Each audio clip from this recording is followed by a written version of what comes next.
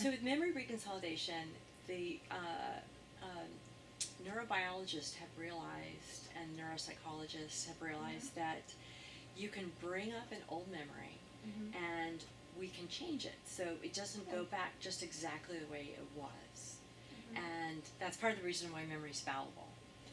Where somebody might remember something differently than somebody else, and we all have our own view of it, and then even when you recall it, you might add things to it that you never knew were there. But the whole point of this is that once you bring up a memory, the researchers have found that you have 5 hours to change it before it becomes restored. Okay. And then it That's restores in its new form. So you can do things with that memory, like add different insights to it, add different, anything that creates emotional learning that is really, that people really hang on to, and it really like evokes the senses, or imagine that you bring in, somebody that you trust and feel safe with, and they help change the situation. Let's like recreate this memory. Yeah. And any way you can create something that sort of surprises the client, or the researchers have a lot of technical terms for it, like expectancy violation. Oh, wow. Or something that's different in juxtaposition, a new idea in juxtaposition to the old idea. Anything that is really like, is robust will change the memory and alter a person's perception basically for forever. That's very cool. It's really cool, and there's these studies coming out saying that a lot of these new modalities have this in common, that they fit into the criteria of creating memory reconsolidation when we didn't even know that that's what we were doing. So the science is backing up why these newer trauma modalities work.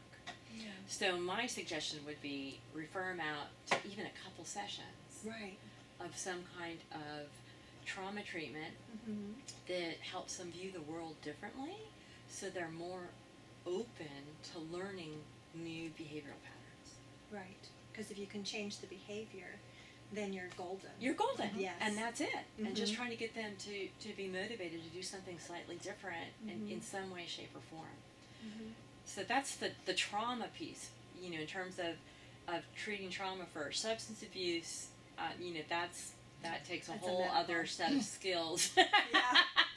That's not my area of expertise. So I would refer somebody out for substance abuse treatment.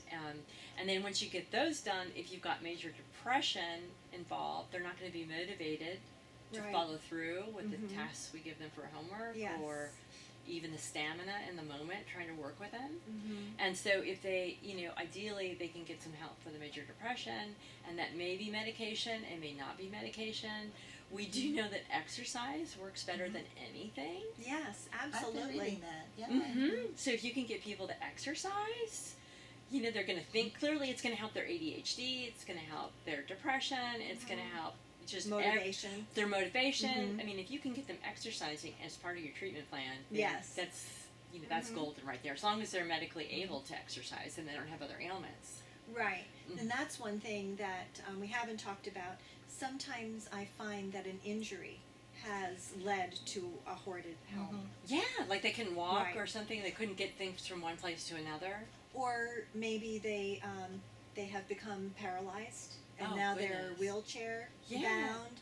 And so things that used to live up here now have to live down here, and they haven't attacked the organizational system for the home, so everything gets piled around. Well, that's fascinating. That's a whole other area. Or if they drop something, it's very hard to get down and get it. Yeah. So it just stays there. It just stays there. So if you can address the organizational part of it, then then you can help. It's really a fascinating disorder, if you could say that, in some ways.